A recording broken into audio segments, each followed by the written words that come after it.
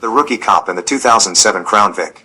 I had just started my police career in a new precinct, one I never imagined I'd ever get hired at. It was a department that had no turnover, no one ever left. It was the chance I needed to show who I really was. I had just graduated from the academy and was excited to get to the streets and start my first day as a cop. I was assigned a beautiful shiny black classic squad car. It was a 2007 Crown Victoria Police Interceptor.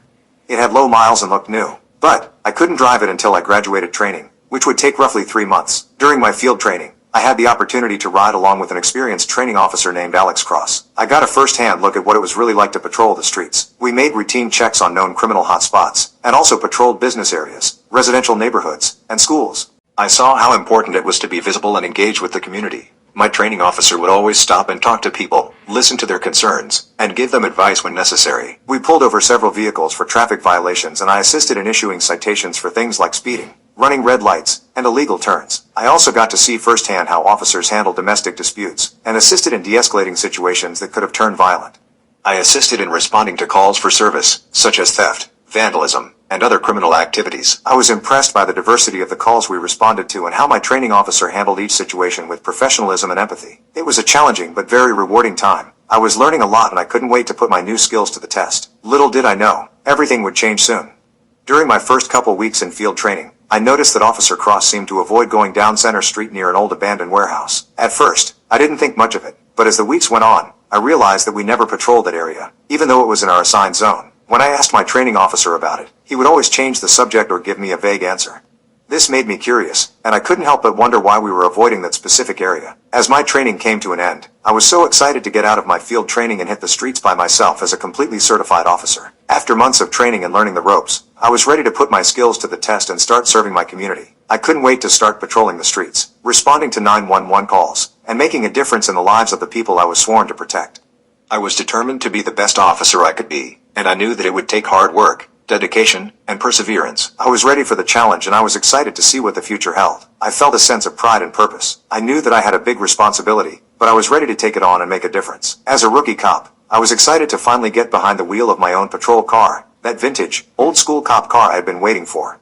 I couldn't help but feel a sense of nostalgia. This was the classic cop car that I had always seen in movies and TV shows growing up, and my academy instructors told stories of the Crown Vic days. The first thing I noticed was the size of the car. It was bigger inside than any other car I had driven while in training. It had a 4.6-liter V8 engine that produced a powerful 250 horsepower and 287 pounds-to-foot of torque. It also had a heavy-duty suspension, brakes, and cooling system that made it perfect for high-speed pursuit driving. As I got to know the car, I appreciated all the features that were built for police officers. I was excited to drive this old-school police car. I knew that this car would be a reliable partner on the job, and I couldn't wait to hit the streets and start serving my community. As I set off on my first patrol in my new Crown Vic, I was told to remember all my training I had been through. On one of my nightly patrols near Center Street, I must have hit a pothole or something, but my wheel jerked and my patrol vehicle swerved left. I quickly regained control of the car and pulled over to the side of the road. I noticed that I was facing towards that old abandoned warehouse I had seen while in training. I had never been to that part of the city before and it was strange that my car would go there without me directing it. I departed my vehicle and checked the car for any damage, but everything seemed fine and I couldn't find the pothole. Then I realized that the car had taken me towards the same abandoned warehouse that my training officer had avoided. I felt a chill run down my spine and I couldn't shake off the feeling that something was off. I decided to investigate. I left my patrol car parked a few blocks away from the warehouse and approached it on foot. The warehouse was in a state of disrepair, with broken windows and graffiti covering the walls. I noticed that the door was slightly open, so I cautiously entered the building. Inside, the warehouse was dark, and I could see that it was empty except for some debris and graffiti on the walls. As I walked around the building, I found some strange markings on the wall, and I could feel that I was being watched. I quickly left the building and got back in my car. My heart was racing, and I couldn't shake off the feeling that something was not right. I knew that I had to investigate this further, but I felt like it was not safe to do it alone. The following night, the same thing happened again. My patrol vehicle swerved towards the abandoned warehouse on its own, but this time it was on the other side of the warehouse on Industrial Street. I was confused and couldn't understand why this was happening. Was it a coincidence or something more sinister? I immediately pulled over and checked the car, but there were no mechanical issues. I couldn't shake the feeling that something was off and I couldn't help but think that this was not a coincidence. I knew that I had to investigate further, but, once again, I felt like it was not safe to do it alone. I decided to myself that I would report the incident to my supervisor and request for backup the next time this happens. I couldn't help but wonder what was going on and why the car kept taking me to the same area of town. I knew that this abandoned warehouse held some answers and I was determined to find out what was going on. I knew that this was not something that I could ignore and that I had to find out the truth. I mentioned this experience to Officer Cross, but he cautioned me to stay clear of the warehouse and not to investigate it alone. He didn't give me much more information or explanation, which only made me more curious and determined to find out the truth. I couldn't shake the feeling that there was something important about that warehouse that my training officer wasn't telling me. I started to gather more information and talk to other officers in the precinct to see if anyone knew anything about the warehouse, but nobody would talk. So I reviewed old police reports on my own and discovered that there were several incidents that had occurred near the warehouse that had never been solved. I noticed something strange. At exactly 11:33 p.m. every night, the car would just start driving itself. At first, I thought it was just my imagination, but it kept happening. I would try to intervene and take control of the car, but it was like it had a will of its own. The steering wheel would resist my attempts to turn it in a different direction and the accelerator would push itself forward. Now the Crown Vic was determined. I was going where it wanted me to go, and it was going in the same direction at the same time every night. I started to pay closer attention to the car's movements, and I could see that it had a clear destination in mind. It seemed to always headed to the same location, that abandoned warehouse on the outskirts of the city between Center Street and Industrial Street. But what was even more strange was that the car would stop in front of the warehouse, honk twice and then drive away, after which I could regain control. I knew that I had to find out what was inside that warehouse, so I decided to investigate. I was new to the force and this experience was like nothing I had ever dreamed of becoming part of. I was determined to uncover the truth and solve the mystery behind the car's strange behavior. As I talked to my colleagues, I found out about the vehicle's history, and everybody was terrified to drive it, so it just sat. I was told that a previous police captain who had driven it had died on duty, but that's all they would say. I shrugged it off, thinking it was just a coincidence. Every night at exactly 11:33 p.m. the car started to automatically drive itself. It ended up at the same location every night.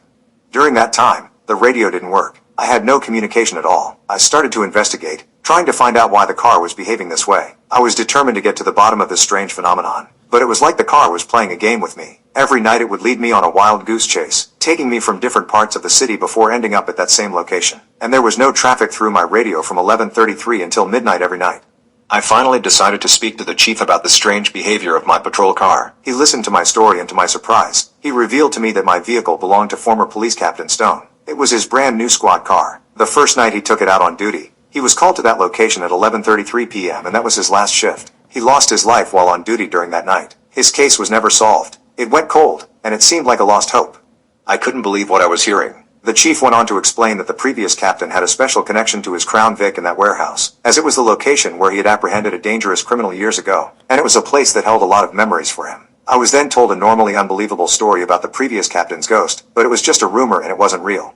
Rumor has it that Captain Stone's ghost was said to be still on duty and patrolling. He was using the car to go back to the location where he died. It was said that he was still completing his duty by finding his killer and making sure that the criminals he had apprehended were still behind bars. I was the first officer that this department had been hired in years, and his old Crown Vic was the only patrol car they had available for me to use, and it had not been driven since that dreadful night.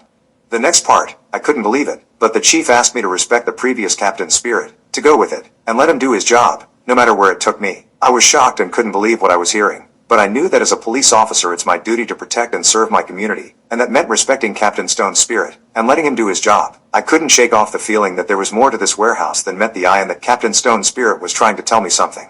What was the true connection between the Crown Vic and the death of the previous captain? As I patrolled the area through the next month, I noticed that the abandoned warehouse seemed to be the epicenter of all the criminal activity in the neighborhood. I started to gather evidence and talk to the locals, trying to piece together what was happening. As I delved deeper into my investigation, I discovered that the warehouse was being used as a front for a criminal organization involved in illegal activities such as drug trafficking and money laundering. I was shocked to find out that my training officer, Alex Cross, had a personal connection to the organization and had been avoiding the area to protect his own involvement. As a rookie cop, I knew I had to act fast. I had to gather enough evidence to take down the organization, even Officer Cross, and bring the criminals to justice. What I really needed to do is find out what Cross had to do with the organization. I worked tirelessly, putting my life on the line to gather evidence and build a case. I faced challenges from the criminals, but I was determined to make a difference and serve my community. I investigated relentlessly, piecing together evidence and following leads. I knew that every step was crucial and that one mistake could mean the difference between success and failure. Each night, I had between 11:33 p.m. and midnight to piece this case together. As I delved deeper into the strange behavior of my patrol car and the investigation, I uncovered a shocking revelation. I discovered that a notorious criminal named John Cross was the primary suspect in the death of the previous captain. But who was this John Cross, and where was he now? My investigation led me to pull up the police report of the incident, and I noticed that at around 11:30 p.m. on the night of the shooting, witnesses had reported that the cop car honked its horn and moments later, the captain had been shot. The report stated that Captain Stone had gone into the warehouse alone while leaving the other officer, Alex Cross, in the patrol car. I realized that the car was trying to take me back to the same place and time of the incident, and it seemed that it was trying to lead me to uncover the truth about the captain's death. I couldn't believe what I was seeing. It was as if the Captain Stone's spirit was trying to lead me to the truth and bring justice to his death. I knew that I had to act fast and bring John Cross to justice, but as I dug deeper, I discovered that John Cross was not a criminal, but he was the brother of Alex Cross. He was an undercover agent working for the FBI to take down a much bigger criminal organization. The previous captain had known this and was working with John and Alex Cross. The horn was a signal from John for Alex to move in and take down the head of the organization. After the captain's death, John Cross was taken off the case and in protective custody. I was taken back by this revelation. The case seemed to be taking a turn that I had never expected. I couldn't help but wonder, was the Crown Vic trying to solve the case from beyond the grave? Could the car really, somehow be connected to the previous captain's spirit and his unfinished mission? I knew that I had to dig deeper and find out the truth.